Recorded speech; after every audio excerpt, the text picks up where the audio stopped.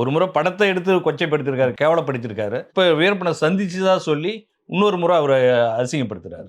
மன்னிப்பு கேட்கணும். பொது வெளியில ஆர்கே செல்வமணி இந்த மாதிரி நான் ஒரு தவறான செய்தி சொல்லிட்டேன் அப்படின்னு மன்னிப்பு கேட்கணும். இல்லை அவர் மனநோயாளியா தான் பார்க்கணும். கேப்டன் பிரபாகரன் படம் வெளியானப்ப அது மக்கள்கிட்ட என்ன ஒரு தாக்கத்தை உருவாக்குச்சு? என்ன விதமான விவாதங்கள் அது நடந்தது? அப்போ வந்து நீங்க பார்த்தீங்கன்னா வீரப்பன்ற தாக்கத்தை விட பிரபாகரன்ற அந்த பேர் இருக்கு பாருங்க.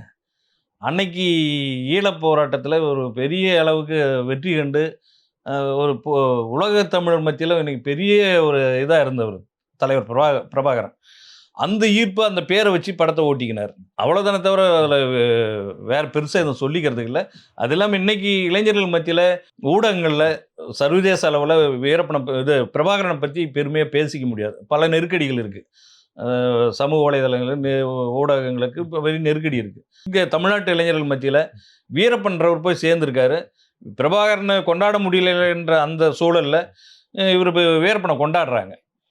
அந்த இதை இவரு வணிகமாக்க முயற்சி பண்றாரு. ஆனா நாங்க சந்திச்சன்றதுக்கான ஆதாரங்கள் இருக்கு, தரவுகள் இருக்கு. எதையாவது ஒன்று சொல்லல. அந்த காலகட்டத்தில் இருந்தவங்க யாராவது ஒன்று இவர் சந்திச்சாருன்னு, இல்லை இவர் அப்பயாவது சொல்லியிருக்கணும். அதுவும் பாருங்க, நான் சந்திச்சேன்னு சொல்றதுக்கு 2 சாட்சி வைக்கிறார். இறந்து போன 2 பேரை, விஜயகாந்தையும் இப்ராஹிம் ராவுத்தரையும் வைக்கிறார். அவங்க என்ன வந்து சொல்லவா போறாங்க?